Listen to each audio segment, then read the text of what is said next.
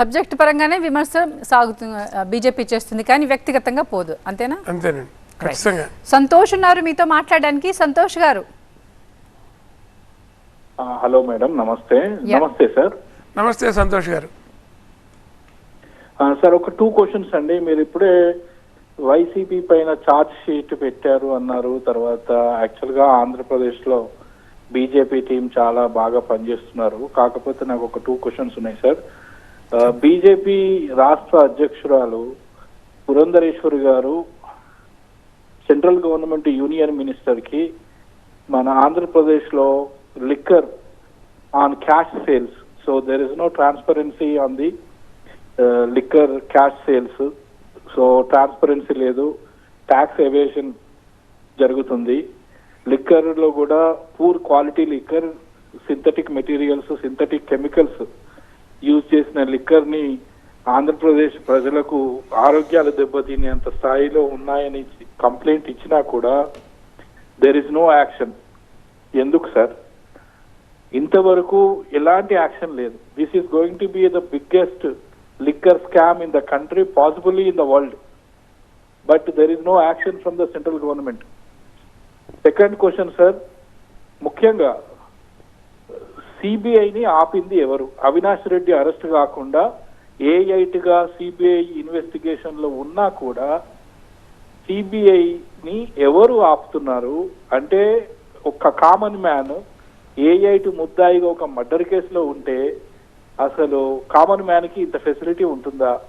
ఇంత bumper offer ఇస్తారా బయట తిరగడానికి? Why this bumper offer only to Avinash Reddy? చెప్పండి. ముందుగా మీ లిక్కర్ దాని గురించి వాస్తవం, కంప్లైంట్ కూడా చేశారు. ఇప్పుడు స్టేట్ గవర్నమెంట్ చేసేటువంటి వాళ్ళ యొక్క ఈ ఫెడరల్ సిస్టంలో రాష్ట్ర ప్రభుత్వం, కేంద్ర ప్రభుత్వం మీరు చెప్పినట్టుగా ఇప్పుడు ఇంకొక ప్రశ్న మీరు అడగచ్చు, ఇదే లిక్కర్ పాలసీలో ఢిల్లీ మీద తీసుకునే యాక్షన్ ఎందుకు ఇక్కడ తీసుకోలేదు అని. సో దేనికైనా కూడా దానికి తగినటువంటి ఆధారాలు సేకరించడం, దానికి ఇప్పుడు మీరు చూశారు కవిత గారిని కూడా అరెస్ట్ చేయడం కూడా ఎంతో ఆలస్యం. ఇప్పుడు ఇవాళ ఏదైతే అవినాష్ రెడ్డి గారిని అంటున్నారో ఆ రకంగా కవిత గారిని ఎందుకు అరెస్ట్ చేయలేదని కూడా ప్రశ్నించారు ఇంతకుముందు మా పార్టీని. కానీ అన్ని రకాలైనటువంటి ఆధారాలని పూర్తిగా సమకూర్చిన తర్వాతే ఏజెన్సీస్ వాటి యొక్క పని చేస్తాయి.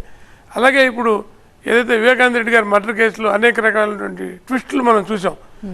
ఒక పక్కనేమో అవినాష్ రెడ్డి గారు దోషాన్ని, ఇంకో పక్కన కూతురు అల్లుడే చేశారని కూడా వాళ్ళు విమర్శించారు. కాబట్టి వీటన్నింటినీ నిగ్గు తేల్చి చేయాలంటే తొందరపడి ఏదైనా చేస్తే అది బూమరంగ్ అయ్యే ప్రమాదం ఉంది. అది కరెక్ట్ కాదు. కాబట్టి అది ఏజెన్సీస్ చేసేటువంటి పని. మన కేంద్ర ప్రభుత్వం ప్రమేయం చేయడం అనేది తప్పది. ఎందుకంటే ఏజెన్సీస్ వాటికి ఉన్నటువంటి ఆధారాలను బేస్ చేసుకుని చేస్తాయి. కాబట్టి దాన్ని మనం పూర్తిగా ఏజెన్సీస్కి వదిలేయటమే మనం కరెక్ట్. కాబట్టి దానికి పార్టీని కానీ ప్రభుత్వాన్ని కానీ దోషిగా పెట్టడం అనేది కరెక్ట్ కాదని నా అభిప్రాయం. రైట్. సత్యమూర్తి గారు, మీతో మాట్లాడడానికి చంద్రశేఖర్ రెడ్డి ఫ్రమ్ కువైట్ ఉన్నారు.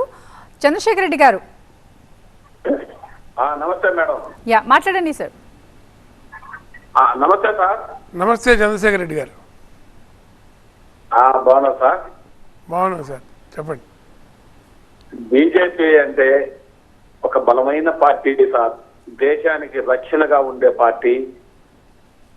అది కుల మత భేదాలు లేకుండా దేశానికి రక్షణగా ఉంటారు బీజేపీ పార్టీ అని చెప్పని మన భారతదేశంలో అన్ని కులాలు ఉన్నారు. ఆ పేరును మీరు తగ్గించుకుంటున్నారు.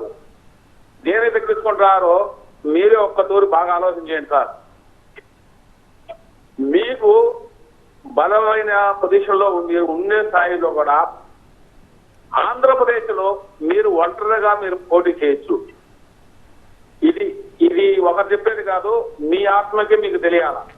ప్రజల్లో మీకు విశ్వాసం అనేది ఉండాలి. కానీ వైసీపీ నాయకులు కానీ, జగన్మోహన్ రెడ్డి కానీ, వైసీపీ నాయకులు కానీ ఎక్కడనే కానీ బీజేపీ పార్టీని విమర్శించలేదు. మీరు బాగా ఆలోచన చేయండి. మీరు ముందుకు వస్తామనే కానీ వైసీపీకి ఏమి నష్టం ఏమి లేదు.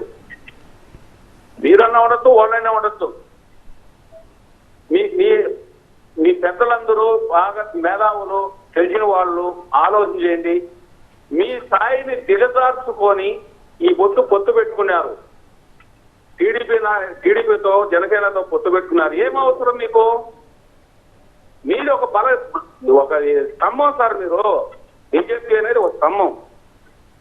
ఆంధ్రప్రదేశ్ లో మీరైనా ఉండొచ్చు, వైసీపీ ఉండొచ్చు, తప్పులేదు. అది సేవ చేసేదానికి ప్రజలకు. పోతే ఆంధ్రప్రదేశ్ మోడీ సార్ గారు వచ్చితే తరిమి కొడతామని చెప్పని చంద్రబాబును ఈ బుద్ధి ఎట్లా సపోర్ట్ చేస్తారు సార్ మీరు?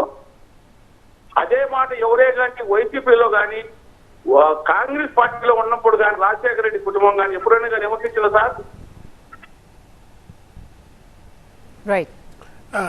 చంద్రశేఖర్ రెడ్డి గారు, ఇప్పుడు రాజకీయాల్లో విమర్శలు అనేటువంటివి సహజం అండి.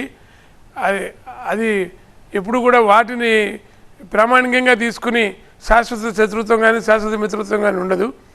అయితే రాజకీయాల్లో ఎన్నికల్లో పొత్తులు పెట్టుకోవడం అనేది కూడా చాలా సహజమైనటువంటి అంశం. వాళ్ళు ఉన్నటువంటి దేశ పరిస్థితులు, రాష్ట్ర పరిస్థితులను కూడా బేరీజ్ వేసుకుని ఖచ్చితంగా పార్టీలు పొత్తులు పెట్టుకుంటాయి. ఆ రకంగానే మా కేంద్ర నాయకత్వం ఆలోచించి పొత్తులు పెట్టుకుంది. అవసరమా అనవసరం అనేది మనకి కాలమే నిర్ణయిస్తుంది. ఎవరి అవసరం ఎంత ఉంటుంది, ఎవరి అవసరం ఉంటుంది అనేది. కాబట్టి రాష్ట్ర భవిష్యత్తు కోసం, దేశ భవిష్యత్తు కోసం పెట్టుకున్నటువంటి పొత్తు కాబట్టి ఇది ఖచ్చితంగా ఇది ఒక అవసరమైనటువంటి పొత్తు అనే మేము భావిస్తున్నాం సార్.